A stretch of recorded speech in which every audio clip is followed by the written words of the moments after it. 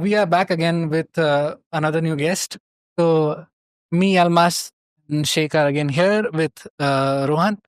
So, Rohan has a very long list of titles under Monsoon Fish, and then took a small break, worked with the UX score. What's the company called?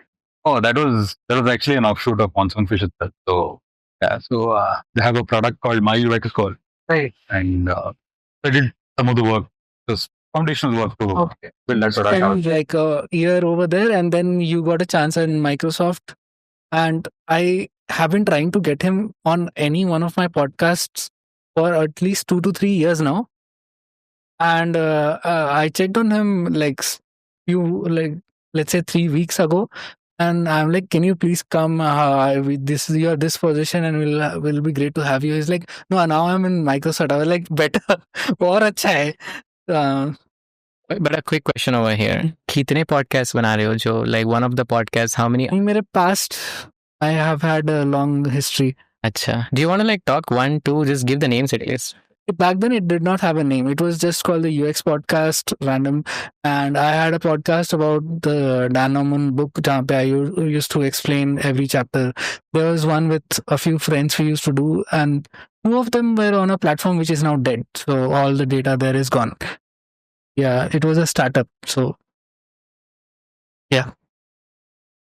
Back to Rohan. Before we dive in, I think I read something about you being a full-time thinker. Yeah. Could you elaborate more on that and talk to us Yeah, so I about it? think- What does that mean? I think my whole journey with design, or I think anything that I've done, has always been around experimentation. Okay. So when I say tinkerer, I think ever since I can remember, I've always had this innate joy in taking things apart and putting them back together. Okay. Sometimes not in the same way. Most times, actually, it resulted in a lot of clashings at home. It Okay. also, but you learn that way, right? So, Yeah. but yeah, I think always been neck deep in experimenting with stuff, playing with things, materials, all of that. Mhm. I still do it. Mhm. I have a 2-year-old. He tinkers with me. Okay. So it's fun. It must be very helpful in the chatbot, because chatbots and AI is something you have to be very tinkery. Otherwise, you just lose edge. So it must be very helpful there. मुझे लगा था कि tinkering मतलब you have an edge towards sports bikes, and then you try to like do something to the engines and then make them a lot more sport. I haven't got there. Simpler stuff, yeah, like take cloths apart and Like the way how we had it in 3 Idiots, जहाँ पे वो fridge का door निकल आता है. Something like that line, yeah. things like that used to happen at home. Okay. So you had been working in the service industry for the longest time. Yes. How is that transition from, is there a transition from service to product, to an enterprise product? I don't think so. Yeah, I thought there would be. And I'll tell you what, like, I always thought for the longest time that I would never be able to step out of services. Okay. I always thought it was, because that's what my background has been, right? It's been in smaller companies. It's always been more action-packed. It's smaller companies, smaller teams, faster pace. Mhm. I don't think it's any different even in much of these larger firms today. The one difference, though, and if you ask me why I kind of did this, is I was looking for depth of work, where I think what happens, and the amazing and beautiful thing about services is that it gives you so much breadth, and it gives you so much variety, Mm. and it kind of helps you really hone your skills and build those muscles to handle ambiguity, to handle different things, change, Mm. all of that. And then if you take that learning and bring it into some place where you can really go deep, I think that's very valuable, and that's what I'm tinkering with right now. Oh, nice. Could you like walk us through, like, how did your journey start? What did you do? When did you start off in the field of design till now? Like, it was an entire journey. Okay, so I'm quite ancient, so Okay. but this is so I started working early, and I'm not trained designer from design school. I went to design school much later. You did? But yeah, I did. Okay. But I used to do so. Pune had a beautiful rock music scene in 2005 to about 10. Okay. So what I used to do was I used to do a lot of these posters for a lot of event managers. That's how I started off. Hmm. Do a lot of events work. Here as well. No, I'm not. I'm a marketing student. Yeah. So I'm from did my commerce. The good thing about commerce is it gave me a lot of time. So again, landed up doing other things. So I would do a lot of these Even posters. engineering gives you time. I don't. I'm assuming it doesn't. But It's because we only prepare on the last day of the exam. I and think that's that's just normal. that's It's normal. like- It's fundamental for most people. Yeah. I think we still do that. Yeah. Sorry, getting No. So I used to do a lot of these posters, these rock show posters. A lot of it was for the love of the music. And I realized that maybe this is something I'm good at. So I worked with an events company for a very long time. And then I realized that sure I could make nice looking stuff. Didn't know why I was doing it. And I think my career has been a lot of these points where I've had to ask myself why. Mm. So that's actually when I went into design school to figure out, okay, why do things look nice? Or what combination of things look nice? Or why should you change fonts versus something else? And visual is my first love. Yeah. I think while I was in school, we ran an ad agency. A couple of us ran an ad agency for a couple of years. Yeah. Oh, wow. Okay, pretty good. Yeah. So, Design school. yes. Oh, I thought school. No. While I was in I was able to catch you right then and there. School में मैं बस memory card बेचता था. मुझे लगा मट्टी खाता था. I would say that. Matti khate is also fundamental. Good for immunity. It's calcium. So I think while I was in design school, we were running an ad agency for some time. So advertising was really fun. Very, back then it was a chaotic industry. I think it still is, but yeah, but it's wild, and it's amazing the kind of people you meet and the exposure you guys. Ran out of money one day, shut the company down, moved into products. So that's when I had my first taste of what UI was or UX was. Back then. To me, it was just like moving from brochures to websites. But anyway, so I think from there I kind of moved into visual. Did that for a couple of years. I was with a company called Dhruva for some time. Okay. That's first taste of enterprise. Okay. And I think same thing. In about 3 years, I was asking myself why. That you could. Did you get your answer for why after attending your? I did. Absolutely. I think one thing I've been very lucky with is good mentors. I won't say I did get the answer right there, but I've always been in situations where I've been able to unravel it. Right. So I think even 3 years down at this stint in this enterprise firm, I was thinking that okay, great, now I can make an interface on a screen. But why does this work versus something else? How do you say that this is a good interface or not? Right. And that was actually where I forayed journey into UX. And I joined Monsoon Fish at that point in time, and that was like a tidal wave on my face because it was so many different contexts, so many projects, and I think I was really pushed into understanding, not just thinking about interfaces like as a collection of buttons and screens, but more of understanding it from the point of view of intent. Like, why do people come to certain kind of interfaces? What kind of decisions do they take? Right? And then the next layer was understanding it like a business. Like, how do you map business intent to user intent to visual design? Okay. And then, of course, over time, moved into operations and ensuring the company was running profitability, things like that. So that was a long stint. It happened over 8 years. I think. And then, of course, this opportunity came up with Microsoft and decided to take a company. But yeah, that's how I got to this company. The operations thing. Okay, a lot of people might not actually know what operations is. Could you, like, in your own words? Okay, that's a tough answer. Okay, I'll tell you what I think. So I'm a big believer in context and people. Context is now. Okay. Operations is the best you can do it now. Right? And I'll tell you what I mean by that. If you're in a company which is not making money, the role of operations is to first ensure you're internally profitable. All right? Make your money, then you start working towards quality. Okay? While you're working towards quality, you're ensuring people are happy, clients are happy, everything's running smoothly inside. So I think it's a spectrum. Okay. On one side of the spectrum is internal profitability.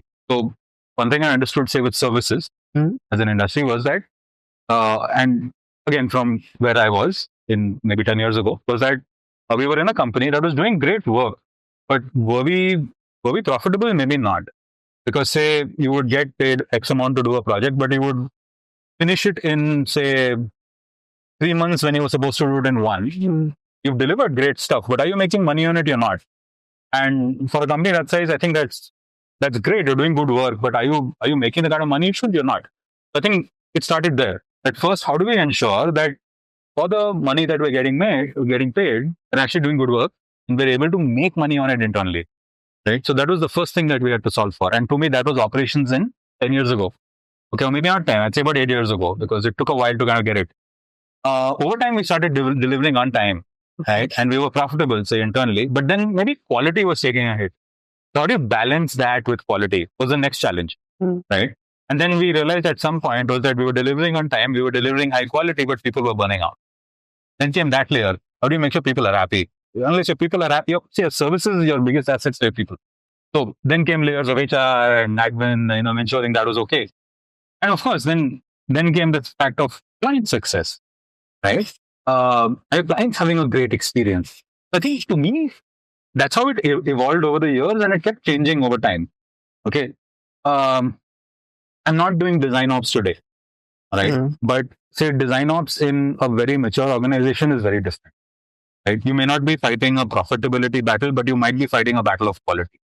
Or in some cases, you might be fighting a battle of process, right? And I think ops is what is important at that point in time, right? And who you have to kind of work with it. So I'm sorry, it's a slightly convoluted answer, but I mean, to me, that's what it is. It's where you are and what you need to solve for at that point in time. Like, what does that company really need? It's a business role, right? And in terms of design, I think why designers are good at this, in my opinion, is because you understand your craft well, right? Now, how do you translate that into actual success for a company you're working in? Like, that's what it is. Hold the design essence together while doing it. You know what? Yes, okay, I'll agree with that. Like, how do you kind of hold that essence of everything together? And maybe how I would put it is, how do you ensure how do you still ensure that the company makes money without you losing your soul as a designer? Okay, but to me, they go hand in hand. If you're not thinking about how your firm benefits from what you do, I think you're doing charity. It's pointless. I mean, someone has to benefit. We're not working for free, right? It's not an NGO that you're running. Yeah, absolutely. And if you want to grow there, you want to add value back. You add value to the business adds value to you, right? And when you start thinking like that, is I think when you start taking an operations man. Right? So I kind of figured that the conversation went from you being more on the visual side to you starting to look at how your work was benefiting the business. Yeah. You see the transition you took. How would you suggest the designers, like who are starting off or who are growing in their career, at what point should they start focusing, on both users and businesses, like not just be so inclined, I have empathy for the users and I'm just going to design for the user. You slightly get away from that and also think about how the business is going to work with you coming into the sector. What are your thoughts on that, and how should they, start shifting their mindset towards that? Okay, that's an interesting question. I think it boils down to the same thing. I think it's the context of where you are, right? If you think your role demands you to go broad, right? I mean, if you think that that's how you can add value and you have the ability to do it, it's probably where you should start asking those questions. So in my head, you could be naturally curious and you could do those things. But if you're okay stepping out of design, like traditionally, right? And if you're okay to start solving problems in different parts of the organization, right? So, for example, the first time I came across a human resource problem, right? The natural thing was that, hey, this is not my job, right? And I should do screens. I mean, why am I trying to solve a HR issue? Yeah, but that is off. Okay, and if you're not able to solve it, it's critical to the business. I mean, design's not going to happen without it. So, were you a critical part of the business team? I mean, are you speaking from that point of view, or were you like an employee? I think even as an employee, right? Because like, you know, when you're part of smaller teams, you're, whether you like it or not, you're a part of the business, right? So I think, I mean, to answer your question, like I said, context. I think smaller organizations is typically where you need to do this kind of jumping the fence and thinking a little beyond. In larger organizations, there's more scope to kind of vertically do this, right? Even there you can. It's not like you can't. But I think there, to a level, it might be even encouraged that you stay within that scope and see how you can grow there, right? If you're, I think if you're generally curious, you want to see how that works. It's typically where you see what it is. You know, like there's nothing stopping someone to be curious about how your product makes money, right? Or thinking beyond, say, like you said, thinking beyond empathy for users. But can you think of how like a value system works, right? Like, say there is a business, there is a user A, user B, user C. Maybe there is a supplier, there's a vendor. I mean, when you start thinking of those kind of things, honestly, I think you become better as a designer, right? 10 years down the line from Monsoon Fish, I always thought I could make better visual decisions because I understood so many other things on, right? And it came from solving problems in HR and admin and all of that. We deal with those kind of things. You have done, it's not design ops, it's ops design. You have been designing the operations in your company in a sense, right? Because all of this is ops in their own thing, yeah. Even with respect to design operations, you need to be caring about the staff that you build. You need to care about the kind of money that you could bring in, or maybe even the participants for research if that is needed. Yes. I think that's a responsibility of someone. What I'm curious about is, we tend to believe that as you go into enterprise organizations like Microsoft, right, more focus is on people who bring the specialization. I think you mentioned about it. Absolutely. How does this work when it comes to Microsoft? Like, your representation as you being a deep generalist.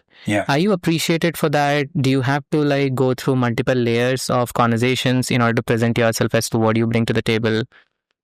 Well, yes and no. So I think being a generalist is personally been very fulfilling and has helped, right?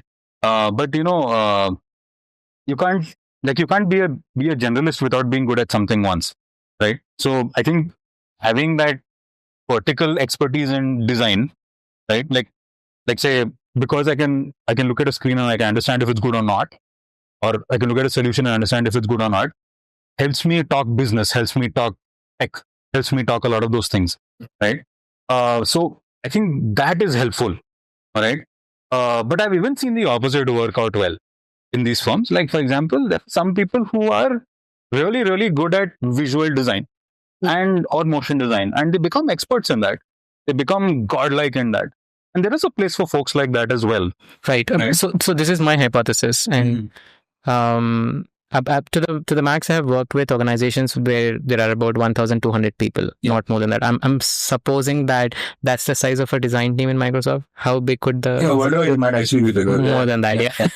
So when you are in the lower layers of getting started in your career, right, you need to have the specialization displayed. Now imagine that you had only about 2 to 3 years of experience and you want to display your generalized ability. Wouldn't that be difficult for organizations to consume, or maybe you do not have any such kind of presence?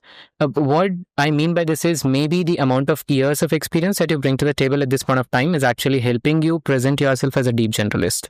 But if you try to present yourself as a generalist in the beginning years of your career, I don't think it fits well.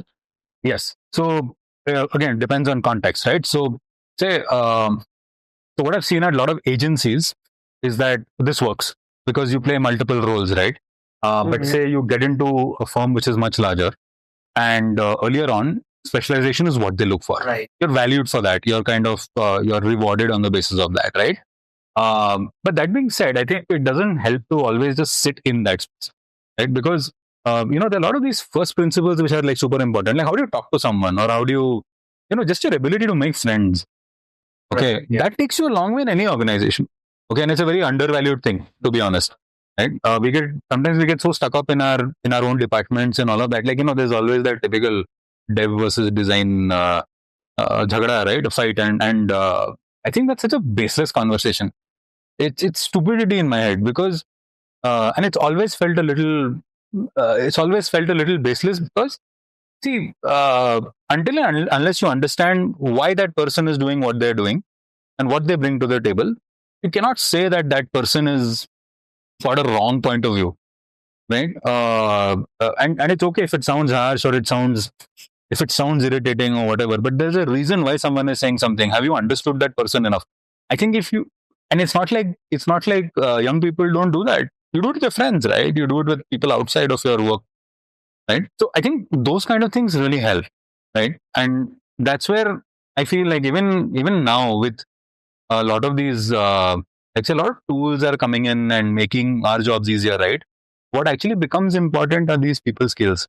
The people skills, or like how well are you able to, for example, your storytelling skills, very critical, right? How will you make a point? Right. Yeah, and like to make a point, you need to understand who you're talking to. Right. I actually like the fact, right? What I kind of believe like is, unless you know how to sell your designs, unless you know how to like work with people and then get the job done, whatever you create on your design tools, your artifacts, whatsoever, they don't matter. Because the other person has not understood the story. You might have amazing things in your head, but then they don't make sense. So I think that's where the collaboration, understanding as to how to really put it across somebody else, tell your story, also makes a lot of sense as well. Bringing back to the context that you mentioned. Absolutely. And what you're saying is bang on. Like, the best experience I've had with people who can do solutioning are with salespeople, right? Because they can walk into a room and they understand intuitively, like they can just feel a room and understand who this person is and what's important to them. I mean, that to me, that's empathy at some godlike level, right? That person can possibly do better solutioning than someone sitting whatever in another country, sitting on their whiteboards doing whatnot, right? I mean, sometimes you have a conversation with a couple of sales guys, you know much more about your users than most other activities that you might do. I'm not dissing the fact that research is not important. Okay, that's not what I'm saying. I'm just saying that there are other people who are also solving problems. They might be doing it in different ways, right? I mean, there's value in understanding that. That's where the collaboration also comes into the picture, where user experience designers need to know how to talk to multiple team members and get their opinions, because you don't really always get access to your users directly. And these sales people or marketing people, they could be like directly in touch with these users, and you get to understand them, take them as your stakeholders, and absorb all that. The only off edge that I see is when you talk to salesmen, right? I know that they have really good amount of knowledge about people who are going to make use of it, but it mostly is in the sense of how to really make them do the job. Absolutely. Rather than, so how does user research start is, I'm not going to already start from the point that how will I make them do the job. I'll first understand as to how do they go about doing things, and then maybe try to see as to how I can push in the same direction. And if that doesn't work out, then maybe I'll move into the persuasion. A lot of calls, so I'm sure the Almas is also going through a lot of business learning, coaching as well. The edge is to make someone do what you're asking them to do, flips towards the user research that, okay, I'm going to help you do what you're doing in a better fashion. So I think that's the only difference that I see when you talk to sales. Otherwise, amazing people who really come with a lot of empathy, not just with the kind of person who is trying to create a system, but also the people who are going to make use of the system as well. Yeah. See, I mean, I have a point of view on that. Okay. What do you learn in design school? Like fundamentally, right? Or forget design school. Like you work on design projects, and what do you come out with? One is the ability to ask questions, right? Number two, dealing with ambiguity. Right? And the third is to actually take what you have and break that information apart. So I think it can come in many different ways. Like you're right, like a salesperson will speak sales talk. Yeah. Right. Maybe to an extent try to convince you. It's okay. You're doing your job. Yeah. Right. How do you take that information? How do you layer that backwards? Try to get the underlying thing from it. Like how do you take what you want from there, right? Honestly, have a lot of respect for product management as a profession, right? Because it's at that center. So these guys actually end up taking a lot of responsibility and ownership for the product, right? As a designer, I could always say that, hey, I've done this and shipped it, right? I've submitted my thing, or maybe chalo maine measurement kar liya, worked or it's not worked. Whose care is that on? It's your product manager's care. That person, he or she is on the firing line for that, right? Until and unless that person has this nice intuitive depth of who they're designing for, who they're building for, I think they're not going to be able to do their jobs well, right? And I think that's a very nice intersection. So even again, like sometimes like you have design versus dev, you also have the design versus CM angst, right? Which I think is very baseless. Like if you have to understand what they're doing, why they're doing it. If you understand that, you will work better with them. You'll be able to solve their problem. But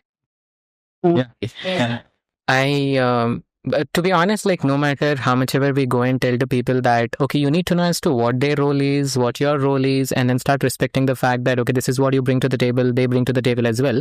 You will start realizing that those conflicts don't exist. those are very ideal safe. Yeah, these are good words to talk about. And I would like to really ask of you to put some more light when you say that these are baseless fights, and how exactly should you go about handling this situation? Okay, excellent question. Okay. For example, in services, okay, we had the same problem, right? Where it was very ideal that, relationships should be good and all of that, right? I'll tell you what helped us. We were losing money because of these conversations. Okay, very simple. The more you didn't understand who you worked with, your client, your PM, your sales guy or whatever, it would lead to useless conversations. Extra hours built. Who loses, who bleeds over that? We did. Okay, that pushed us to understand and learn. Okay, some people do well like that. For example, there is a stick. You lose money if you don't get it right. Figure it out, get it right. Some people are different, right? Some people are just genuinely interested and curious about how those professions work. And also, I think the crux of the matter is we have to figure out the person whoever we advise or whoever we have this conversation with. We have to figure out what is it in it for them. Same thing. Why should they go and do it? They have to see their benefit in the matter, right? We had this challenge with a lot of junior designers who we used to work with. And they used to say that, yeah, that's a PM, they're doing their job, right? But the cost of saying that is about 40 to 60 hours of wasted work in just trying to understand. Yeah, 40 to 60 hours would cost me a lot of money, right? Now, again, that would cost me money, not the junior designer's job, okay? But sometimes we were able to have these conversations with these designers also. And we would maybe frame it in different ways. We would say that, hey, that saves you like a week of work. Okay. Or if you're able to do this, like say at the end of the year or maybe more frequently, we would say that, hey, this is actually how much time you've saved and we can compensate you for this. Because it's money I have, right? It's not, essentially we're all here to do the right thing. So the money I have, I could compensate them for that. So we were actually rewarding a lot of these folks on the basis of how much time they could save for us. Well, that's money. Incentivizing. Yeah, you have to incentivize it. So you have to think of what their buttons are. That's how I think they're going to do it. Like, I think talking about buttons, right? Again, PMs do it very well because their buttons are defined, right? That move a needle this much, right? Move a metric this much, or like solve that support guy who's screaming at us over there. Solve his problem, right? Or reduce your support tickets by this much. It's a very meaty needle for them. They get promoted because of that. They get paid more money because of that. So I think, again, don't get me wrong. I'm not trying to make this like a carrot and a stick thing, but these things work. You have to be able to motivate them the right way to have that conversation. I have another question over here, right? Like, and this is a very good way of looking at the fact that how designers are limited by the kind of roles that they have to handle. Firstly, the expectations are really set from the point that you know what, just create certain screens and then give it off over to you.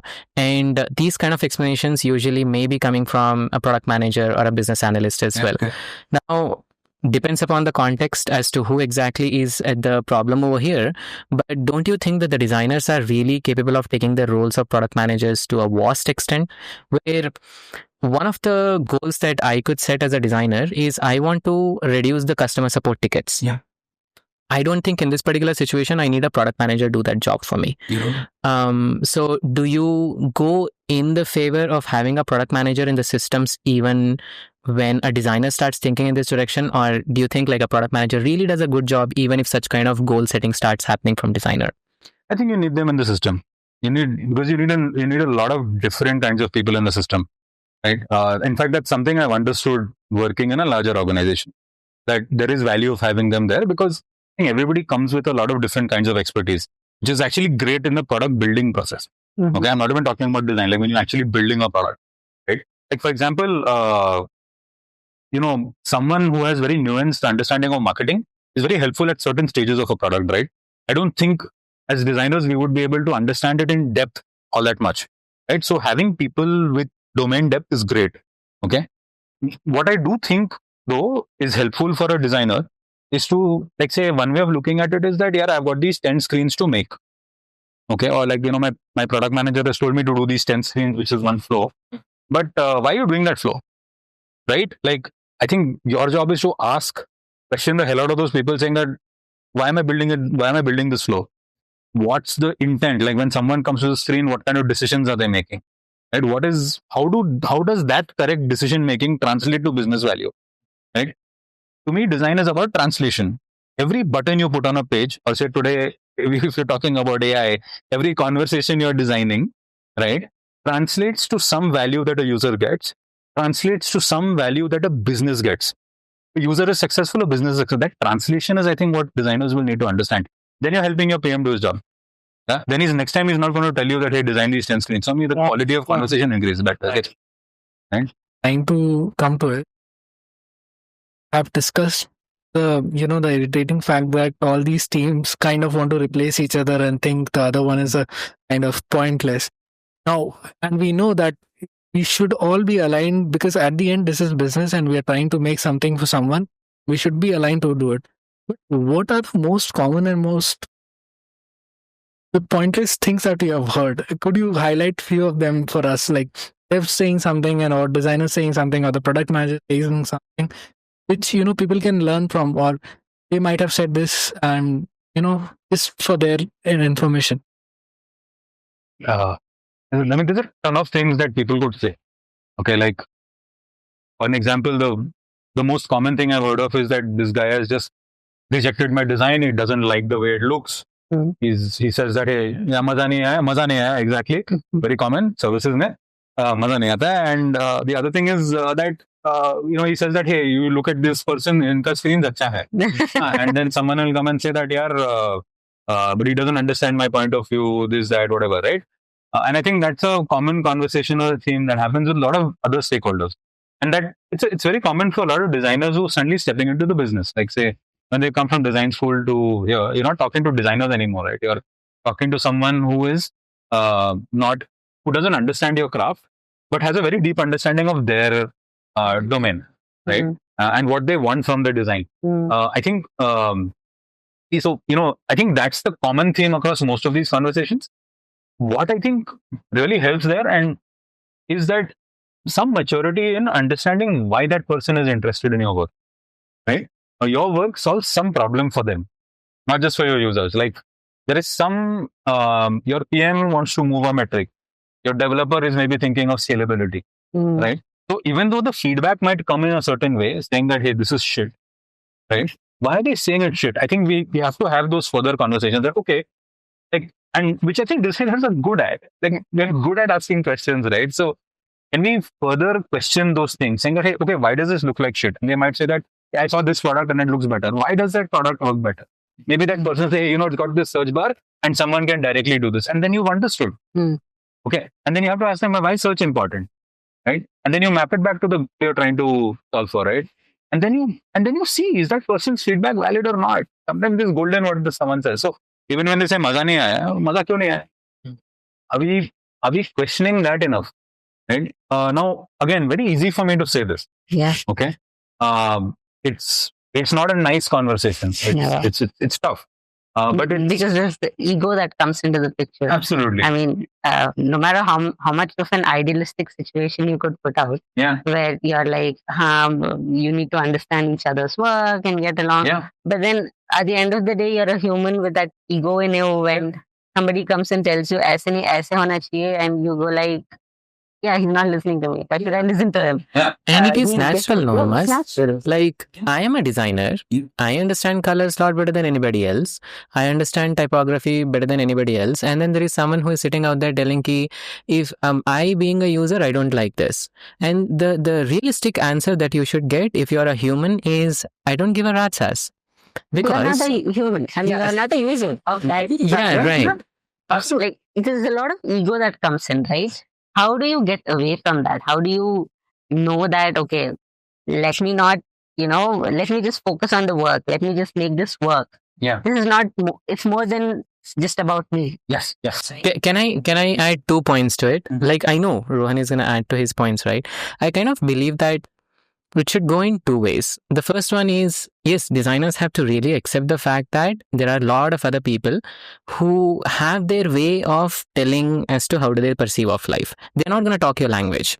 They are going to come and tell that मुझे अच्छा नहीं लगा तो मुझे अच्छा नहीं लगा. अब उसमें तुम कलर डालो, टाइपोग्राफी डालो, वो तुम्हारी प्रॉब्लम है. And so that's why they are supposed to start learning their language. Education towards understanding how to work with people definitely is important. But on the other front, I kind of believe like educating others as to how do we perceive life as designers also is very important as well. Yeah. Like training exactly as to why do we build personas and how exactly do we perceive the life around them by building an empathy. And I know that that's not going to make them completely become designers tomorrow. They're not going to change the language. But education should go both the ways. I call it sensitizing and then letting them know that this is how we operate. And we also respect the fact that how you operate as well. Absolutely. It's not going to like take away all the conflicts which are out there. Conflicts are good, by the way. That's where the innovation begins, I suppose. But it's going to reduce. And then you start respecting that, okay, this is a decision that I'm supposed to take. You're supposed to take. And then maybe things are going to calm down. That's what I believe. Like you said, I think there are 2 ways to answer what you asked me. Okay, and I believe in this very strongly. Okay, egos are expensive. Yeah, they cost a lot of money. They burn a lot of money. Whether if you're in a smaller organization, you feel it. Yeah. If you're in a larger organization, you don't. Yeah. Like You get away from there. Yeah, you get away from there, or you say, "Okay, nee, we'll just take this call next week, or I'll call my boss. We'll call your boss, or whatever." Yeah. But egos are expensive. They waste time. Time is money. All right. So I think that's one. So short answer is drop your ego. Not so easy, but Not so easy. yeah. But Become Gautam Buddha to first designer. yeah, drop your ego. But okay, in case you can't, there are ways of doing this. And that's why whatever you're building is better. I mean, I wouldn't say better. It's larger than life. It's Exactly. larger than what you are. Absolutely. And you're being a part of that. Absolutely. Now, how do you make the designer think like that? Like, how do you incentivize them to think like that? Is the trick. I'm not saying I've got it right. Okay, I go wrong with this every day. But how do you help someone understand that it's product first before, like you said, it's much bigger than you, me, that person, all of that. How do you help them think product first? Like before anything else, the product comes first. Is this good for the product or not? Is that feedback that I'm getting, which sounds harsh, is that actually good for the product? Is it improving the product? Then fine, this conversation is worth it. Like you said, that fight is good, right? So I think how do we kind of incentivize people to have that conversation? It's something we should think of. But it's not a smooth road. Like I think a lot of this comes with experience, right? So we used to say you're developing thick skin, which is a good thing. Right? Because you don't know what to hear, what not to hear, or you know that koi gali de raha hai, there's some gold in this. Right? I used to work with this in our advertising days. We used to work with the Marwari business community. Right? I love those guys. Okay, because they have one thing in mind. Dhanda aage hona chahiye. Okay. In front of that, I remember one time I was in a meeting with one of these guys, and he said, "Chalo." Like we went to his boss, and that guy completely berated what we did. Completely, like he ripped it apart, and his reasoning was great. But I mean, whatever. Back then, young designer, I Take it to heart. took it to my heart, and I was like, wow, what the hell, 10 years of work has gone down the drain. And anyway, that guy told me one thing very interesting. He's like, तेरे को गाली दिया ना, कुछ तो दिया ना तेरे को, did he take something from you? Understand what he told you, right? Is there something that is worth taking from there? If you still think about it and you think नहीं है, मत कर काम इससे, right? But actually, there was some value in what guy said. When we went back to him and we were able to solve that problem, that same guy was great, yeah. I mean, he came to a point saying, "Ki, chal, theek hai, expert tu main, tum batao." Like, I'm just saying that how it comes is out of your control, and I think there are always going to be things out of your control. Like, I wish we lived in a world where everybody had empathized with each other and we understood each other well and all, but we don't. We don't. People have agendas and you have to figure a way out around it. Now that I'm able to, now that I'm able to talk about this because I'm out of it, why I'm able to completely listen to him and say, yeah, that makes absolute sense. And a lot of people will not understand this until this happens with you is we, a group of designers, developers, everyone lost their job because we were not moving a needle. At the end of the day, all it matters is, are you making money for someone or not? And that's it. Everything else just goes to plush. I think, Rishik, in order to get to that understanding, right, designers take a lot of time to get there. Like, in the beginning, it appears like I need to create something. That creation is not equated to money. It's about adding number of pages, adding number of creatives, and that in itself is giving a lot of happiness to me. And suddenly you start realizing that, okay, I'm creating a lot of things, but what am I getting out of that? Like, what is the business getting out of it? This kind of mindset. Why am I doing this? Yeah, like that. Yeah, that requires ages to pass through you. Yeah, and then it starts coming to the point that, okay, no, I can actually create lesser screens and still be able to make. I think जो भी portfolio जो भी बनवा रहे हैं, be it design board, be it our experience wave, be it 10K designers, please listen to this. For every skin, charge 10 rupees to your portfolio so that they understand the money and the screens, how they are related. I don't know. I just said something. No, that makes sense. Yeah. I think people should actually look at it from that standpoint because I have had so many people who come and tell me that, Murad, I created 100 screens in a week's time. Yeah. But how is that 100 screens equated to the amount of money that you're making? That kind of equation does not exist in, I don't know, 90% of the people's head. Like, that does not come in. बनाया बहुत अच्छा किया लेकिन उससे मिला क्या आपको वो नहीं है. So that gap exists. Let me not. Okay. I mean, I still want to call this out. Okay. Let me not say it's all dark and gloomy. And I think a lot of times as designers we consider a lot of business conversations as gloomy, right? Like as boring. Yeah. I'll tell you what. Again, it's context, right? You take, say, 5 years ago or maybe 10 years ago, a little before COVID, design was booming, right? Everybody thought they needed a design team. Yeah. Mm. Back then, if you did stuff that made you happy, great. You still made money. Businesses still did okay. Yeah. Okay. Come to today, when jobs are fewer, it's a more warlike scenario, right? You have to be able to equate what you're doing to some value. Okay, value may not always be money. It might be impact. If you're in the social space, what is the social impact your product has had, right? Let's say, for example, I worked on social projects and they don't care about the money so much, but they care about the impact. They're changing, like you're either, you're helping someone being able to deal with a disease, or you're able to spread education to so many more states or whatever, right? But every choice you're making on design, how is it kind of translating to that? I think it's contextual. So like, say, in today's day, I think it's very, very critical. Okay. In my head, I think you should always have that sense of urgency. Because then even on a great day, you're fine. You're still operating in a meaningful way to the organization you work with. Sorry, I heard you, but I went back to the conversation that you had, right? I, for a reason, believe that it's very easy for designers to go to an extreme end.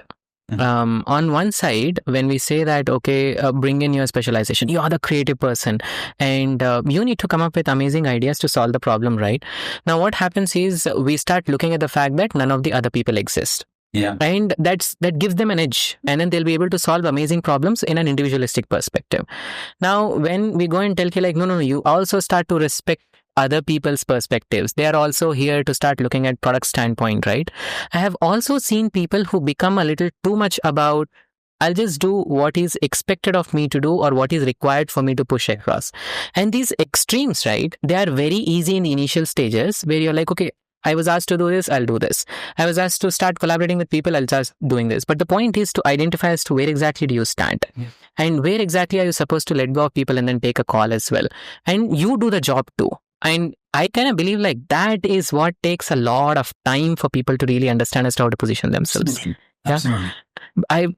So this is like, you really can't expect collaboration from people who are just getting started. There is something that only time curates them. Yes, absolutely. You have to burn your fingers, right? Yeah. And that's great. You should do it. And maybe you don't like, see that again, I'm coming back to this thing, like it's context. Like, say there are some businesses which give you that time and space to kind of do it. Yeah. You could go into, and which is why I think that there is value in starting off in larger organizations, because they give you that time, that space to hone your core skill, and then kind of spread out and build other skills that maybe help you get things like this done.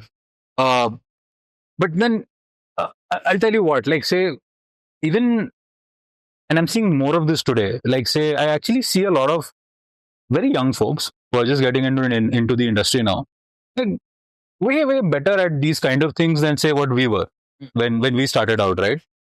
Because for multiple reasons, maybe they have AI tools doing a lot of the grunt work for them, or they're smart with that. Like, they think AI tools first or whatever, and then they have the time and the mind space to say that, okay, now chalo, how do I make friends with this guy so I can work with him better?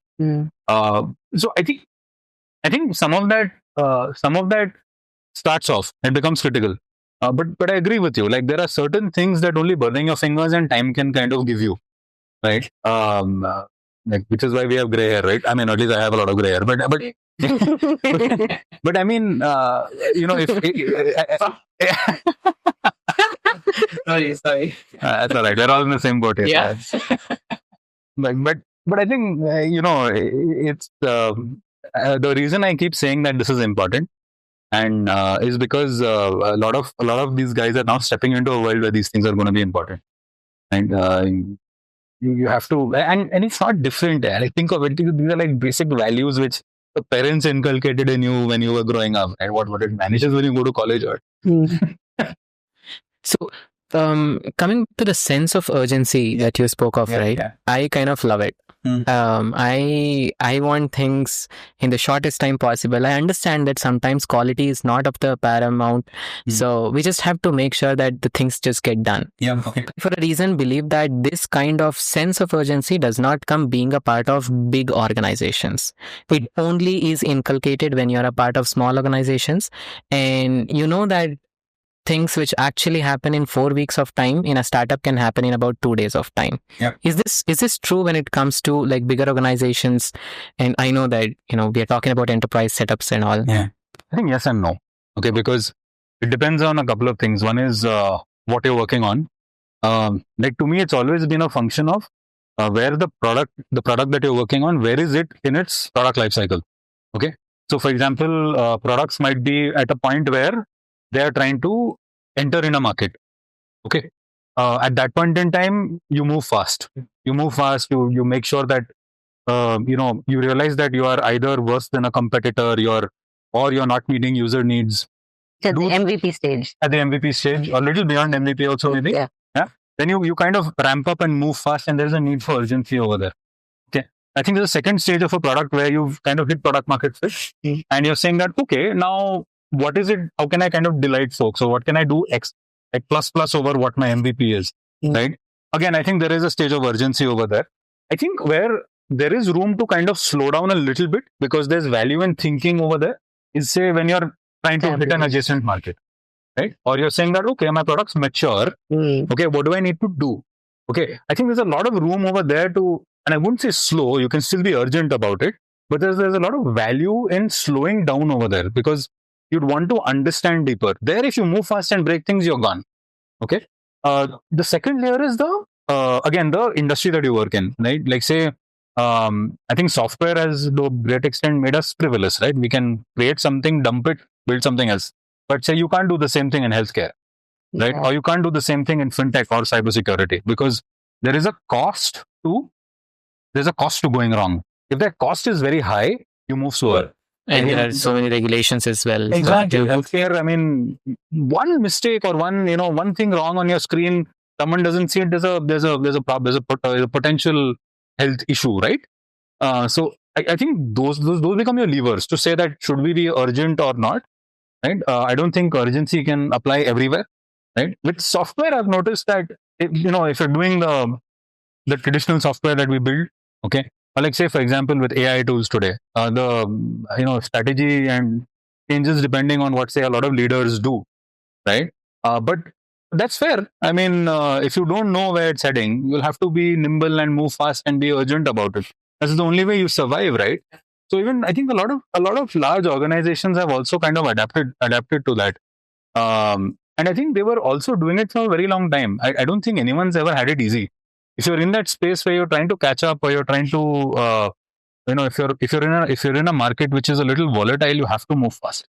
Right? There's this lovely book, it's called The Hard Thing About Hard Things. Yeah, Ben Horowitz, right? Yeah. So I think that guy has this. That's like a reality check for a lot of people who actually build companies, right? And it's not like that guy's built small firms. He was a Netscape guy.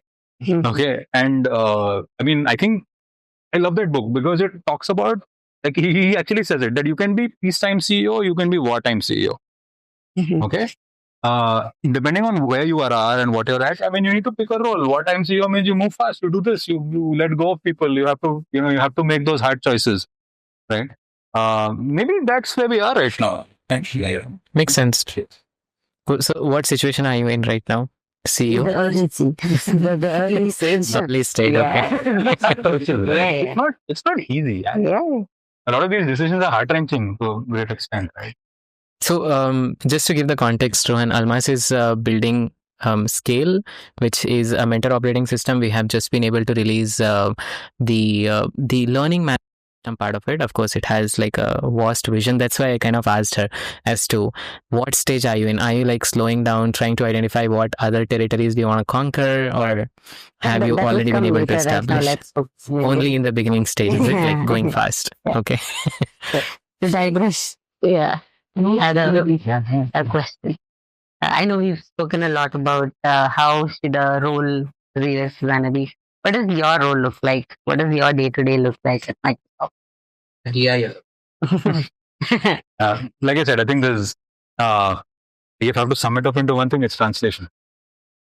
Yeah. I understand that there is a business that needs to move. How am I making design that helps the business?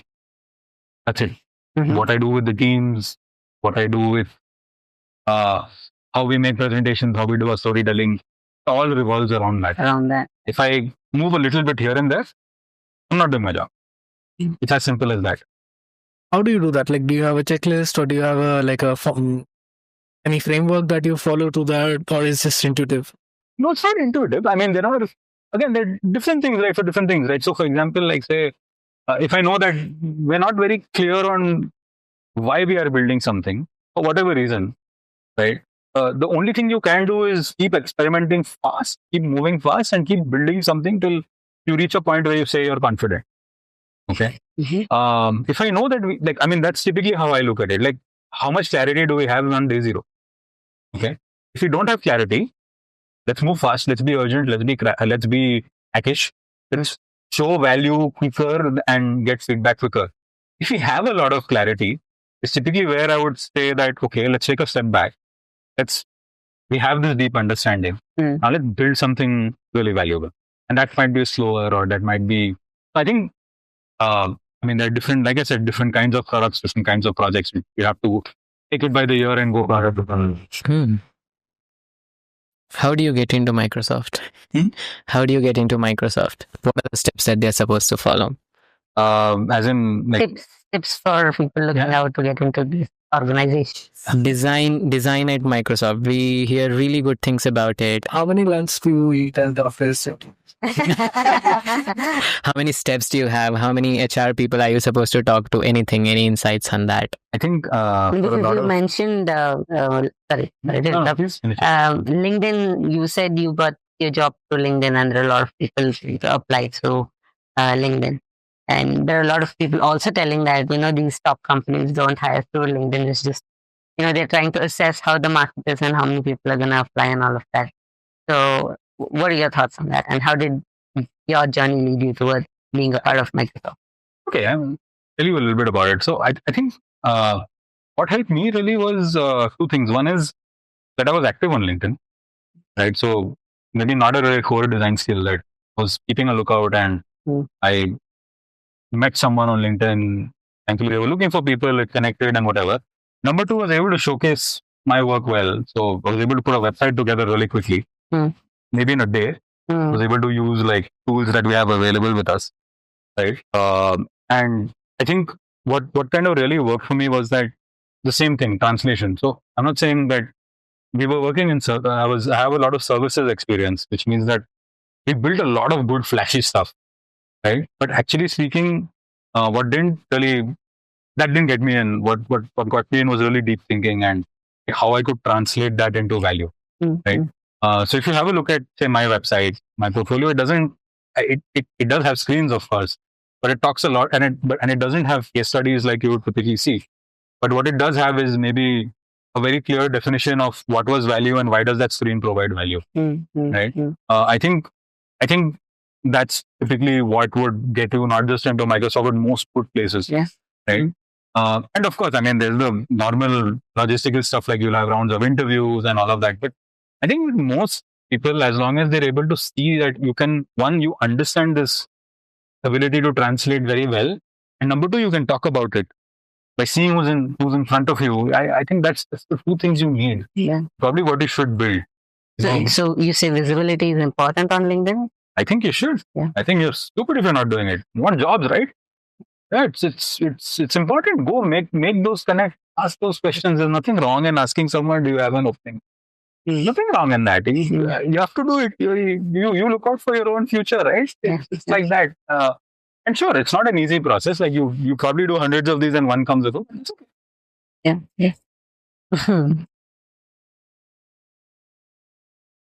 This is one of the rare occasions when I'm thinking, oh, how many people could I put in this room and ask you more questions? Because I was just imagining him and Rohit in one room and just talking about design. Rohit is a friend of mine who works at Google TV specifically. And we had a podcast with him. So just all these people and with someone like you, could extract so much more from you actually. Because you have such... Let's plan that. A panel. Yeah, we should do a designers round table. एक बोलेगा पैसे बना लो पहले. Yeah. Someday. So there are lots of rituals that goes on, let's say agile and this and that in design sprint. Oh, about the design sprint, I want to ask you about AJ and Smart, but we'll come to that next. How do you protect those rituals? Because they are there for a reason, while also taking care of, everything else we have talked about. Do you need to protect them, or do you can let go of a few steps? Or yeah, I think you have to stop looking at process as process. Like in my head, there's nothing called a process. It almost jumped out of No, I like it because a process that is restrictive is not a process. Yeah, I mean, see, if you're going to use a process just for the sake of the process, you have forgotten about it, right? So, but try and understand what is the first principle of that. And that's what early stage designers go wrong with, right? Especially on their portfolios. They have that structured process. Yeah. I think we should let Rohan talk about this because we have been seeing this. But have you understood why to do it? Agree. Say if you're saying agile or you want to do a design sprint, why are you doing a design sprint? Right? Like, I think that's the question you have to ask. Does it mean that you have to do this on day one, this on day two? You don't. You have to see why are you doing that exercise, right? Is it required? Yeah. That being said, like say in certain size of organizations, these processes and rituals have value because they give everybody a framework to work again. Okay, but you use your brain. That's one. Yeah. Secondly, I think like I was saying, like there are first principles to this. Like say you say that you followed the design process. Okay, and most folks will say that okay, I empathize and I build these 3 personas. All right, but why do you have personas in your for your project anyway? Do you need personas? And that's where you stop, right? And why do those personas have what this guy had for breakfast and what he went to sleep with? And I don't want to know that. Can you explain those goals? What is that range of the personas? I mean, the thing is, that's the depth that you need to go to instead of saying I've got 3 personas with a photograph and this. Don't care less about that. But what is that person trying to do? Why are you building a product for that person is what's important. Maybe sometimes you don't need to do research to get that. And 3 years ago, I was helping a friend make their portfolio, and I asked him to make a questionnaire for the user research interview, and he came up with a few questions. I read that. I was like, "Kya likha hai ye? Why did you make this?" Because the day before, we had decided on 2 KPIs. उस पूरे questionnaire में एक भी उस KPI से related question ही नहीं थे. So you have to kind of whatever you're doing, you're just stuck with that one thing that doesn't work. You have to उसे पहले का सोचो. You have to think of the whole context. Designers, while they are speaking about design, say something. When they're doing design, they completely forget about that. And I don't know. So Because I kind of believe like we don't look at the end goal like that. We look at it from the stage. Okay, in this stage, I am supposed to ask questions. So I'm going to ask questions. That's it. And then I'll go to the next stage where I'll analyze the data. Unrelated hai, theek hai, but then I pass through the analysis stage, right? And then I'll go to the screen churning stage. That's what the stage is, yeah. see, there is some value in this. Okay, like say for example, I've done a healthcare project, and if we don't follow the process there is a potential compliance problem. Because unless you've done it and you have documented it and you've done it well and you've showcased that understanding well, you can't launch a new drug. Or you can't say that this is going to be a new medical device to track all of this. Right? So again, don't get me wrong. I'm not saying that there is no value in the process. There is value in the process, but you need to know why you're doing it. Yeah. There's this again an amazing book. Okay, it's called The Toyota Way. It has nothing to do with design. It's about how you manufacture cars. Right? But that book is a masterclass on process, right? And how to use process the right way.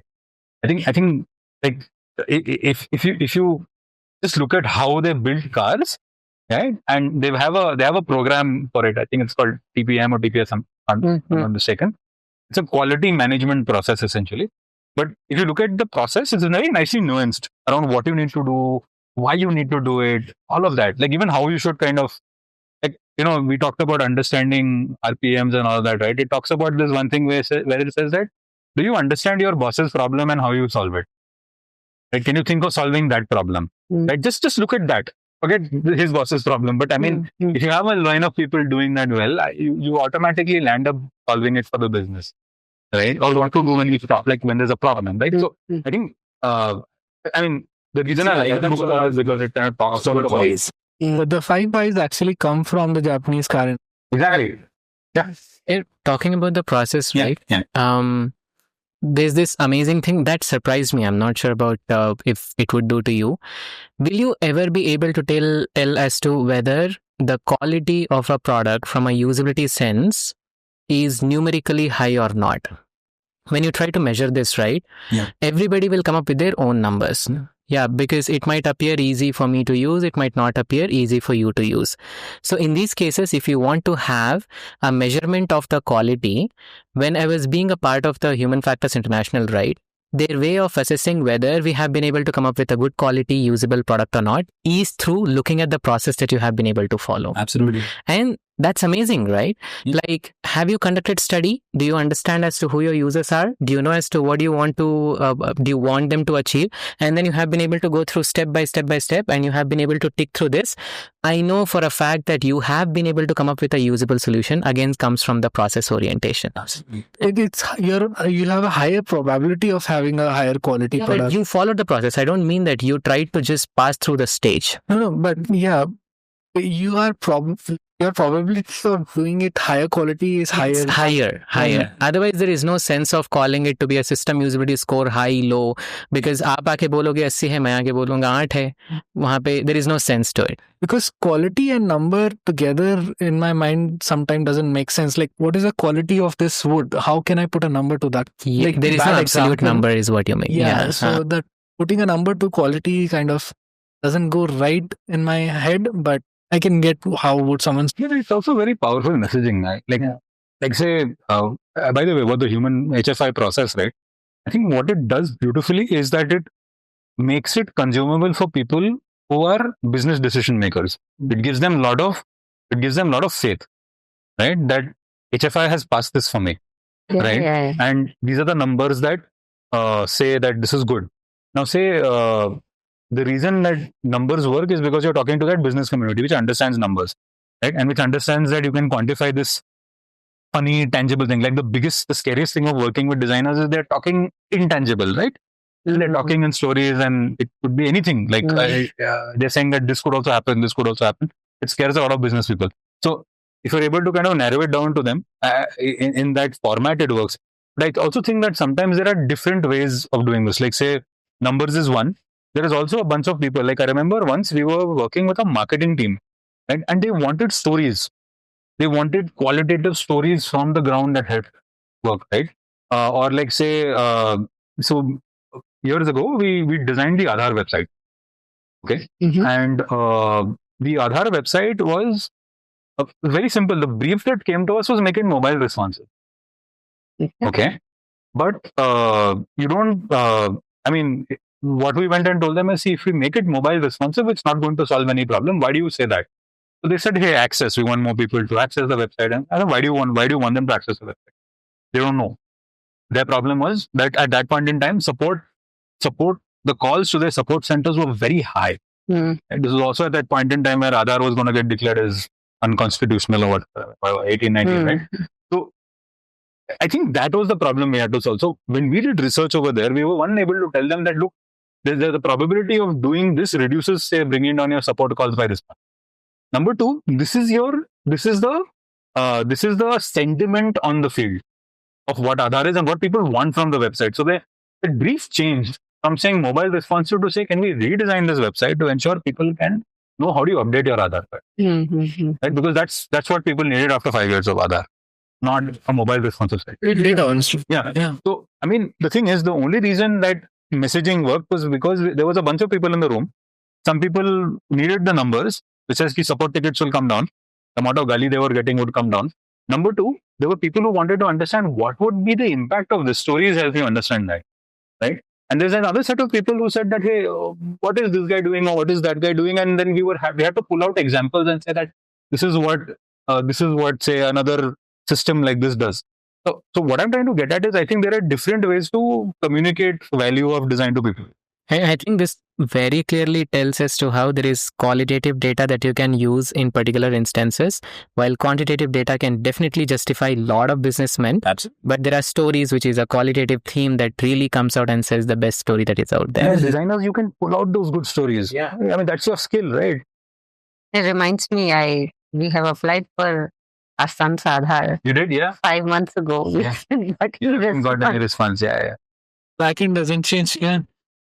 Did you also develop the thing or just? This was in I think 18 or 19, and yeah, I mean that whole. I think that it was an information architecture project more than anything else, because it had a whole lot of pages and which didn't make sense. We actually had to consolidate, push it down, bring up the right information, all of that. Honestly speaking, it was good website design. That's it.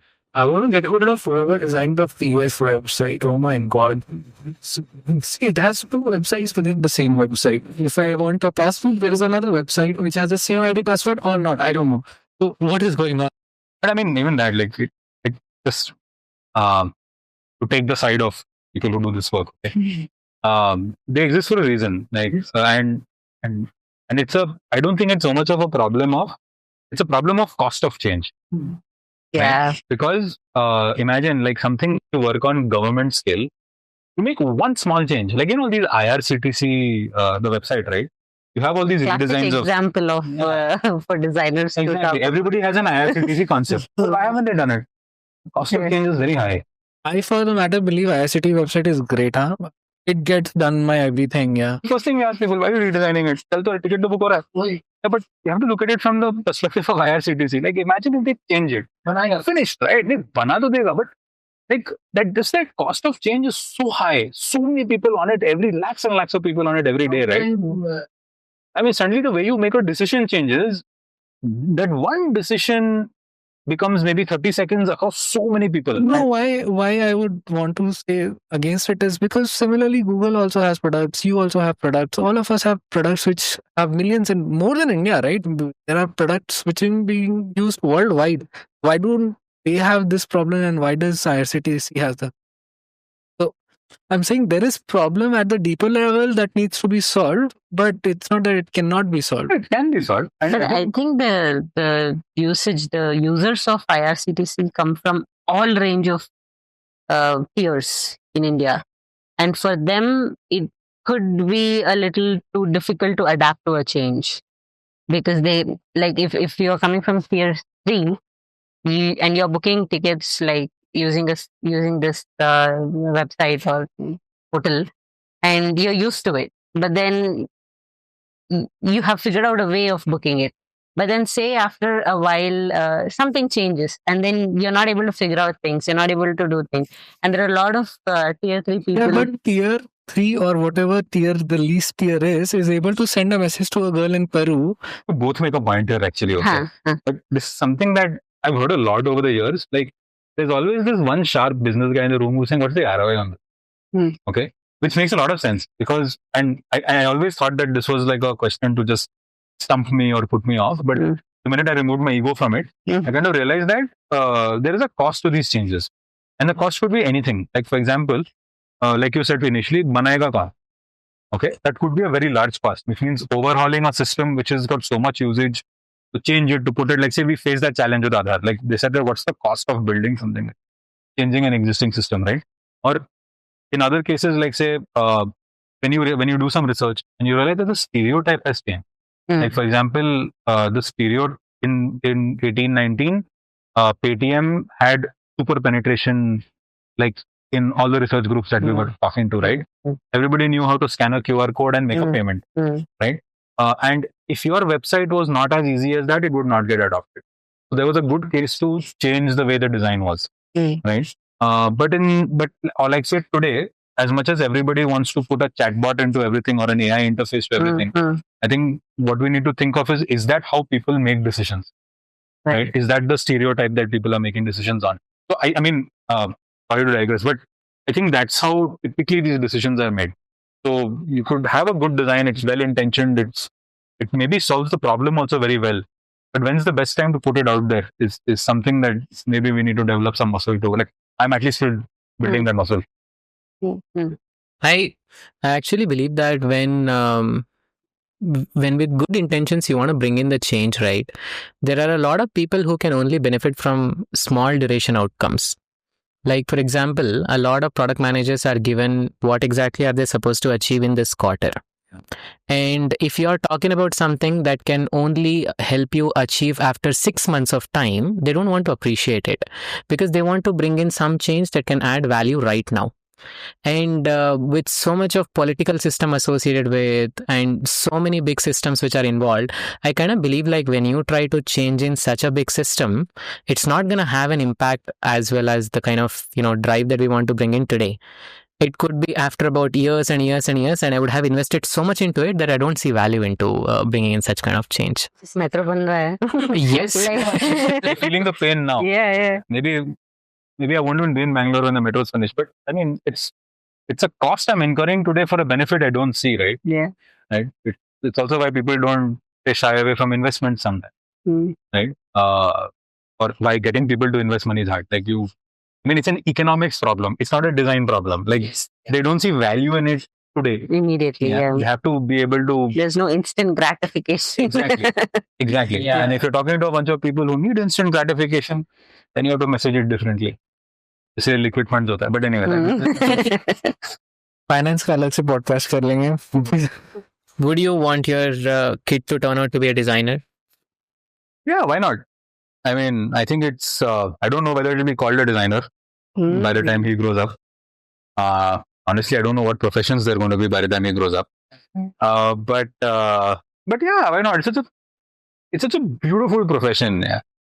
Like, there's, like, just like, you were saying, right? Like, creating something is so fulfilling, right? Even today, if I have to create something, it's such a fulfilling job, right? And then I'll tell you what's even more fulfilling, that someone is benefiting out of it, right? You create something that adds value to somebody's life or adds value to an organization. There's nothing more fulfilling in that, to me, like, than, anything else. And honestly, if my kid likes that kind of thing, why not? Yeah. Yeah, maybe Ibrahim says yes from there. from there. Yeah. Yeah. So we had to ask him about AJ and Smart. Do you guys know what AJ and Smart is? So there was a designer at Google. I don't know his name, but he wrote a book about design. From that design book, there is a design studio, AJ and Smart, who then took out a process and they together collaborated. The Google guy joined this studio and came up with a book. So a book came out of a book. No, sorry. They created a YouTube channel.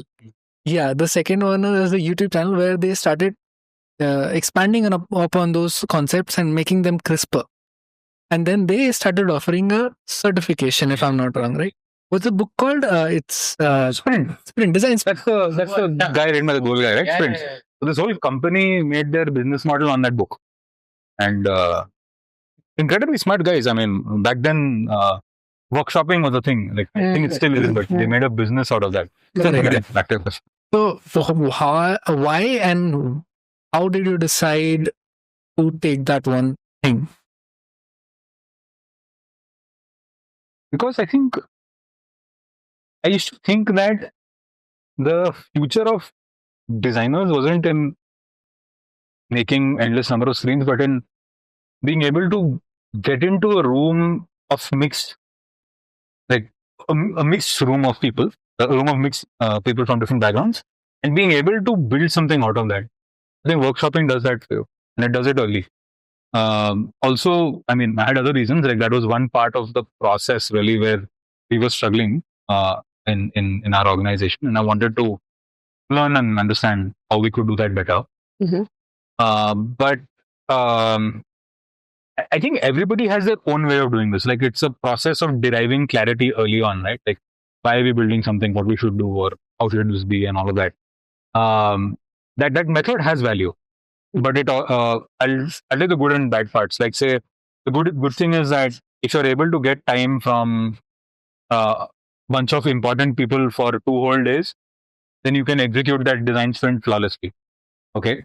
Interviews, what they call it. I mean, whatever, you do those interviews, they kind of become part of your ideation process, and you finally decide and build something together. Yeah, it's the end to end, right? Yeah, it's end to end. Yeah. But I mean, what the challenge we encountered was that, like, say, our clients, for them to give us that kind of time was tough. I mean, that was a problem of our scale of business, but it was tough for them to dedicate, like, say, 5 full days with us, right? Or whatever, even 3 full days with us. So, I mean, we found other ways of doing it. There are even other async or informal other ways of doing it. But whatever. So Loom भी नहीं था वो time पे. But जो email भेज दो कि ये deck है, ये सोचा है मैंने ये सोचा है, whatever. But I mean, that's where it was. But very valuable program. And I think that guy is incredibly smart. I've forgotten his name. Agent smart guy. He's doing some work on sales funnels and all now. But very smart guy. Yeah. Yeah, very good at talking as well. Very good communicator. Presents himself very well. His whole team, actually. Whole team, yeah. Very good. Okay. So, really great place to learn stuff. Okay. Any more questions from you guys?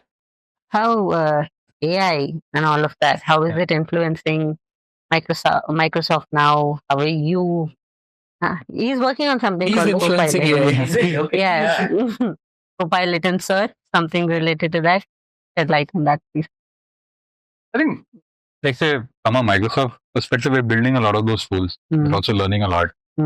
But I think AI, the general race of all these organizations building out new models and new solutions around those models and on top of those models is interesting. So it's a good place to be because even after 20 years of work, you realize that you're at ground zero, which is nice, right? It's the most place to tinker and do fun stuff, right? So I think that's how it is. It's not just Microsoft. Like you look at any of these places, they're all trying to figure it out, and which is what makes it interesting. So it's nice to see how things will. Like I remember when I joined, we were thinking of solutions, and then say in 3 months they were out used. People, there was weekly active usage on these things, and that's nice to see because we've not had that kind of pace in product development like worldwide across organizations for a very long time, right? So I think that's interesting. Though where I do see that there is value also in using some of these tools is in say different parts of decision making, like even not just for designers, for any professional, right? Like all the stuff that you do, can you think of AI as a colleague? Okay, not as a tool or not as someone subordinate to you, but someone equal to you. And there's a reason I say that because like you're patient with people, you have to be patient with that also. It's not always, I think, going to get the right thing. You have to fact check it. You have to verify what you're seeing.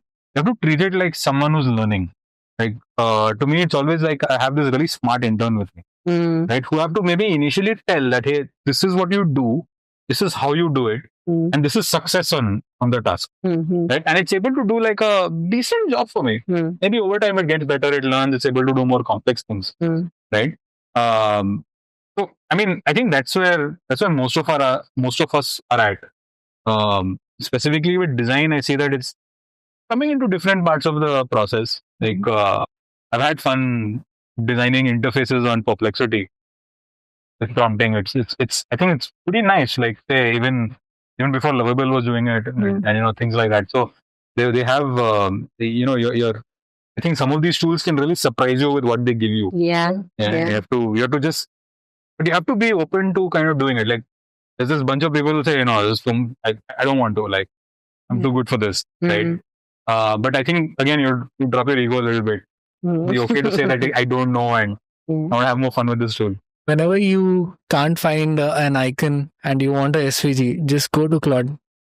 Claude gives you perfectly fine icons, just copy pastable SVG. Yeah, it does. It does. I think the only down to that is at some point you knew how to build a 16 by 16 pixel icon, and you knew how it would not blur the edges. Yeah. Right. And you would have to do it with a PNG, or you'd have to make it a sprite sheet or something. I think there was some rigor and there was some learning in that process. I think the downside is you don't understand that today. The upside is you have more time to do other things today. Yeah. So how are you getting smarter is what we have to ask. Right, but let's say you're prototyping at a very early level and you can just need something.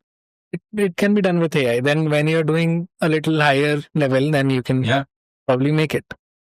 And which is why I'm coming back to that, right? Like say today, if you're able to give a 16 by 16 pixel icon to somebody without much of legwork, what are they doing with that balance time? Right? Are they using that time to get better with their colleagues, understand their point of? I mean, this is the perfect time for designers to become thought leaders. I kind of actually believe that that's the way by which they'll be able to really handle the changes being brought by AI in the right direction as well, rather than just waiting for some AI-powered tools to come their way and then take away the work. So we start replacing developers, we start replacing product managers, and we start. Good word for replacement, by the way. I think you'll have to. I mean, I get the joke, but say remove the fear from it and say that okay, now what more can I do, right? And it's a beautiful place to be because, let's say 10 years ago, or maybe even much before, like say 15 years back, we were like making X, 2X, 3X, 4X, 5X icons, right? On Photoshop, and doing all Create that. the assets and then share with people. Yeah, and you put export it it. into 5 folders, and then someone picks it up, and your native app banega, all that. All that has just gone, right? Yeah. And I wish I had the time back then. Maybe like 20 years of developing thick skin would have happened in 5. कोई book पढ़ लेते कुछ नहीं कहते कुछ. So I mean, maybe we've done more research. I mean, I don't know, but I'm just saying that that's the benefit. Yes. Right. So it's great. I think it's a good place to be. I don't see a risk there. Now that you have been at a position that you have been hiring for a long time, what has changed like recent 1 year? How you look at hiring now from a year ago? Okay, so I was doing a lot of hiring at Monsoon Fish. Okay, I think the volumes are much larger, man, and the ability to you get so many applicants for a job, you don't know how to pick the right person. It's I mean, just the sheer volume of applicants is crazy, and so like you keep seeing the same kind of stuff, right? Across, like we were talking about the process and all of that, right? Like you'll see the same kind of portfolios, you'll see the same. It's very hard to understand if this person actually knows what they're doing. Like, for example, I don't expect a very junior person to understand, say, translation of business to design or whatever. But I do expect them to know why what they have done is meaningful, or why has it solved a problem. Right? Understanding that from a portfolio sometimes is very tough, and I think even understanding that from a conversation sometimes is very tough. Like, which is why I should really like design assignments or partnering sessions. Like we would do workshops with them. So we would call them over to the office and we would say that, hey, solve a problem with us. I have worked for 2 companies for 2 weeks during me looking for a job. So I have been looking for a job. I found a job, but 2 of those companies called me to their office for a week. I worked with them for a week, like the whole system. I had all the access. I had an email ID and everything. So this is going on. Like we have moved on from whiteboarding. Yeah, that's unique, is it? Like I was talking about 2 to 3 hours of time being spent with someone, and then by the end of the day, I exactly will know as to how the collaboration would work out. Okay, on that particular day, he might not do a good job. That's a bad day for him. But giving a week's time in itself from there's so much context in, let's say, an AI company or a GST company. GST में कितना कुछ context है भाई जो we don't know as normal people. Yeah, but when I look at it from a business owner standpoint, right, I have to invest a week's effort into you, and by the end of the week, I could come and tell you like, नहीं यार, मैं तो waste कर लिया अपने efforts. Maybe, yeah. That's but it's probably a task that they're willing to. Yeah, I'm willing to take. I'll have a lot of confidence also, right? Yeah, and also such companies have the flexibility to Do that. Yeah. After you have filtered through 500 people, you have like 2. How do you choose between 2? You cannot be relying on your intuition. You have something. This is what people have been trying. It might be wrong. I'm not saying it's good. I think if you're able to, it's paid. Do they pay you for the week? Oh wow, that's great. That's good. That's respect both ways, right? And this is the right thing to do. Indian companies we're talking about, right? Yeah, okay. Because when it comes to these kind of workshops were always there, and the assignments were also there. But then Indian companies never really paid money. Is what the weak thing. If they don't pay, and if it's a senior guy, they won't entertain you. Like I wouldn't entertain someone who is not paying, right? For a week. For a week, come on. No, not for a week. Like there are many organizations which give you an activity, an assignment activity, and then they'll be like, 2 दिन आप काम करो, मैं 2 दिन के आपके पैसे देगा. Those 2 days, but for those 2 days, if you're working from your own place, you're not being monitored. That being unpaid still makes a little bit of sense. But if you're coming to my house, your How office, designers are, right? They put their hearts, man. Like there is a flip side of that story as well. Yeah. There are designers who put their hearts into it, give the best solutions, and the team on the other side just takes the solution and never comes back. Yeah. This is like an ideation stage for them. I have heard a lot of such cases coming up as well. One more thing was like that. how many times? I don't want to do it. Again, it's a thing of ethics, and you shouldn't do it. Yeah. How do you control it? Yeah. What is that? Do you have like a ethics committee in Microsoft? I'm not supposed to ask this question. Maybe I'm not sure if you can answer these, but do you have you continuously talk to? Yeah, I think this is a big part of AI. In fact, it's anyone doing solutioning for AI will have it. And do you have designers who work in ethics committees? At different stages, yes. There's a lot of compliance and regulation around this. I mean, I think in general, ethics has become a big part of one of your core principles around usage of AI, right? How often do you have to, go? Depends on what you're doing and like the kind of solutioning you're doing, rather the kind of problems you're solving. In some cases, they are more important. In some cases, maybe they're not. But it's tricky. Like sometimes just changing some text somewhere might actually need their intervention. Could be very small in your head, but it's definitely carefully done anywhere, not just Microsoft, anywhere.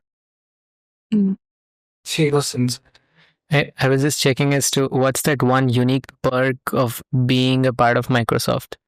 Do you get like some lunches, free lunches, anything which is really unique, which says like, okay, only Microsoft gives this?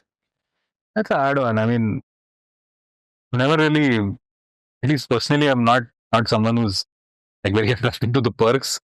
I think I'll tell you what's very important for me. Money. Yeah, maybe, but I think like I was looking for depth when I came here, and I got that. And the ability to say apply a lot of that broad thinking and ability to move fast and all of that, and apply it to a scenario where you need depth and be able to kind of churn out value from that. I think I'm getting that, which is valuable to me. And yeah, money and everything is all around it. And it's depth and pace both. Pace is definitely something that I'm still trying to digest, because you see, when we talk about big organizations, and then suddenly the speed is like slow. That's what we anticipate, but then you have changed that perspective altogether. It depends where you are, what you're doing. Like, completely on that. There are a lot of big organizations who move fast. Yeah. Like look at Nvidia, right? Yeah. Crazy. They move really fast.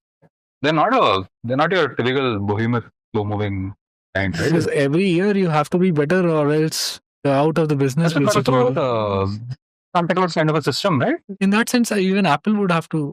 Absolutely. They work with like maybe 10% of the people. Right? But I think it's a misnomer to say that small companies move fast or startups move fast, and these guys don't. I think I'll tell you where that notion comes from. The layers of people that you have to get through to get things done are much higher over here. So the skill required is very different. Right? You have to be able to tell your stories well, manage your people well, talk to them, be able to get your point across in different ways. Dealing with people who launch things at like global scale. So I mean, give them that due importance and be able to put your solutions across to them, right? And that's where that thing of time typically comes in. Maybe decision making, like in my past, decision making was faster. And I think for me, what's new over here is that like, learning how to like manage this network, to get my stuff out fast. Still need to do it fast, but now there's this whole network of stakeholders that you need to kind of get on your side and move ahead with. Yeah. Is that a challenge that, what are a few challenges that you have been going through last a month or 2 months? Is the network one of the major ones or something else? I don't see it as a challenge really. It's okay. Like, I'd say the reason that maybe I kind of fit into this was because I'd done a lot of sales work, right? Sales work in my previous organization. It helped me at least understand who I'm talking to, what I need to say, not. But even then, sometimes I think the only bit is that it tends to go a little slower than outside, but it's something you have to navigate. I don't think you can look at it as a problem. That slow, that stoppage in speed has some value. Like it's typically to ensure that you're building the right thing. There's some value in that. But when I say challenge, I don't want to say it as a problem. I see it as something you had fun solving, maybe. Like, so apart from this, anything else that was like happening? I think the most fun part is different people, different backgrounds. How do you get your point across to them? right? And these are all people who are important. I mean, they've done like globally mountain moving stuff, and now you're getting the opportunity to work with them, right? I think that's something I'm very grateful for. Like, it's nice. It's great. Like, I don't feel like I know everything here at all. Started from scratch again, and I think that's super valuable. Like, getting that is, I think, the best part, and maybe that's the best work. Where do you see yourself in the coming few years? So I don't want to answer anymore. I want to. I think personally, I want to spend some time understanding large organizations. Another why coming up, Hmm? where you said that you usually have gone through these stages where like I'm trying to figure out as to why am I doing this, and then are you anticipating another why, and then after that maybe change into something? Maybe. I think there's still some time for that why to come up. So far, it's. I think I took a conscious call to like take some time and like figure out places like this. But I want to spend some time in larger organizations, see how they work, see how they function, right?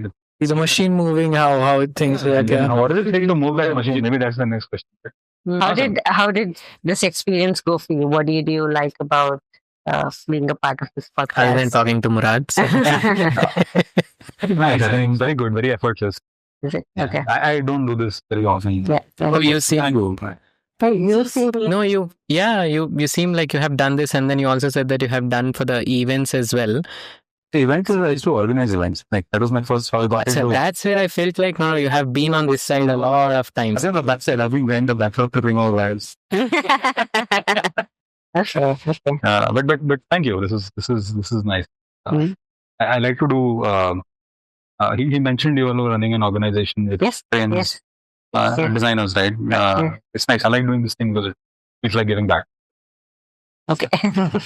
Nice. You did speak the same language we speak as when it comes to training designers. Yeah. Surprised that even the last guest who came, similar language. What I understand is people who have crossed these paths and have gotten to a level, they understand the value of that, the business value or the value of what you can do to get that money back to where you're working in.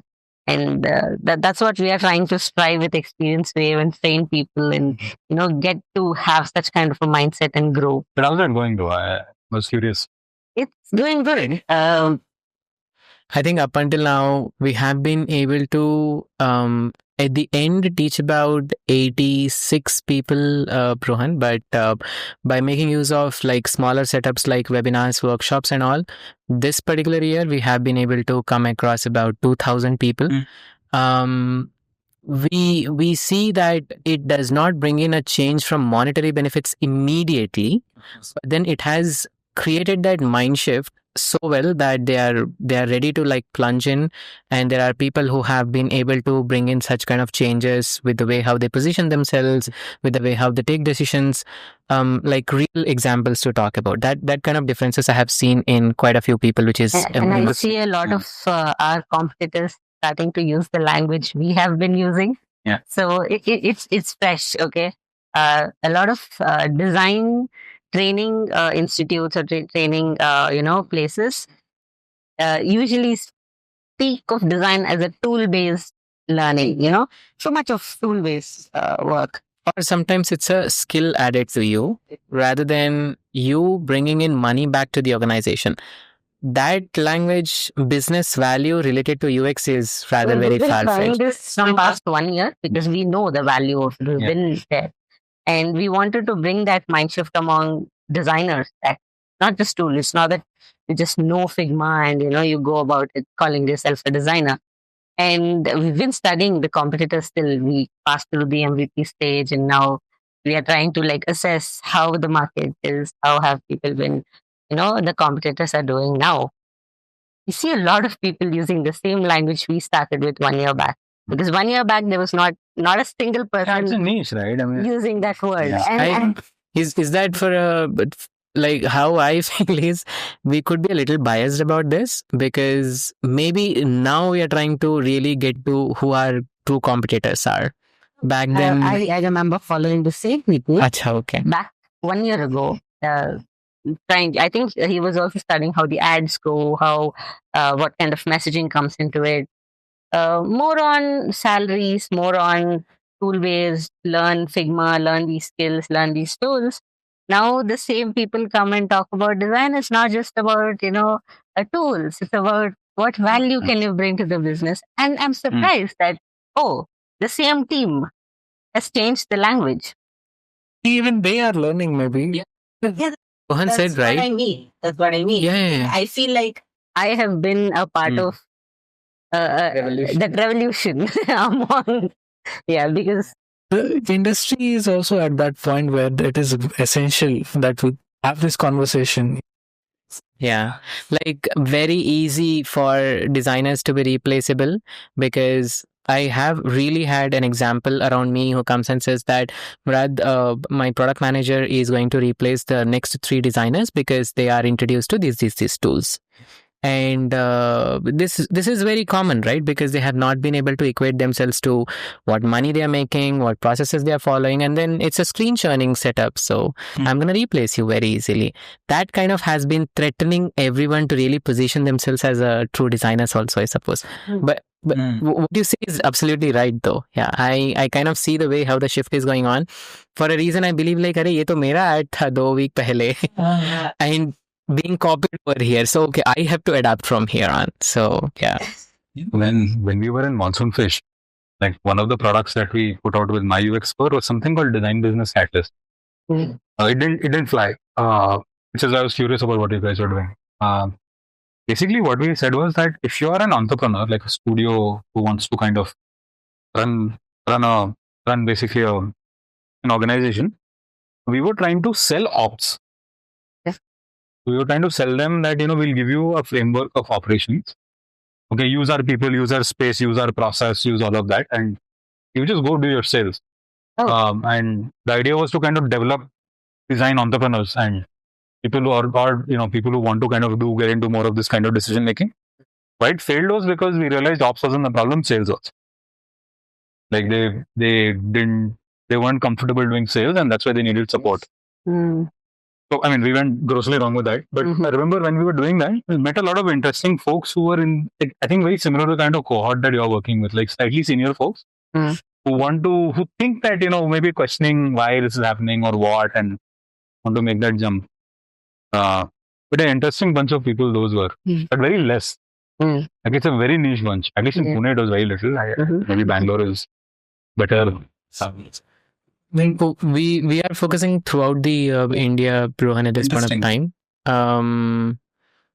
About 9 lakh designers we have throughout India, as per what the LinkedIn says, and anyone who has a senior tag is almost about like 60% or passed through that. That's the kind of market that we are handling.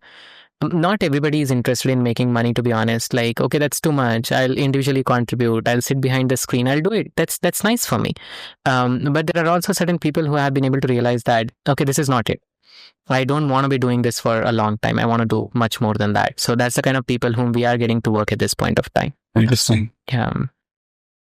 Interesting stuff. We're, like you said, we're also building a product for the mentors, trainers. Nice.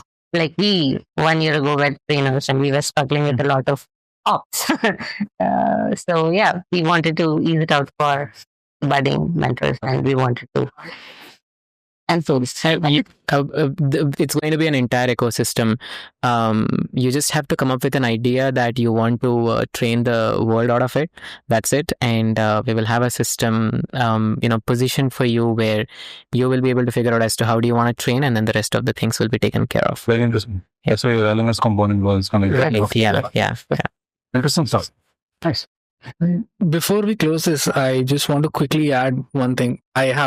I was in the market for some time, very short amount of time, but I learned one thing. Why this idea has come into the market so actively, because when you go to the interviews, because there's so much amount of resumes coming in, now the things that are being looked on have changed. There's no more just your portfolio.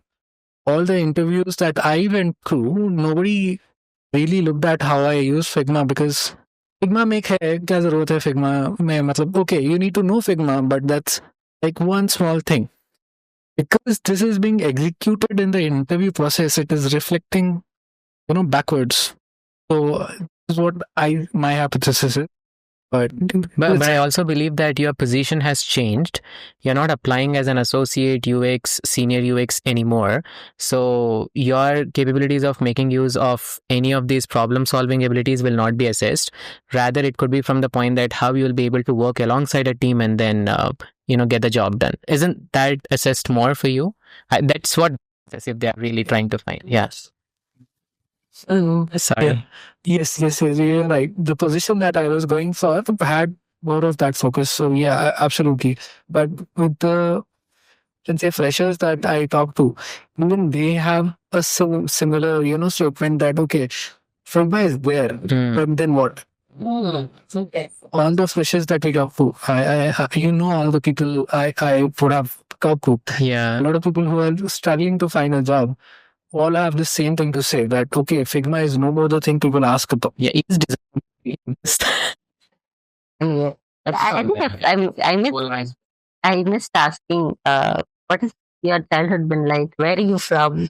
We didn't get into that part of. I was from Pune to Delhi and then Delhi for a year maybe, and then to Bangalore.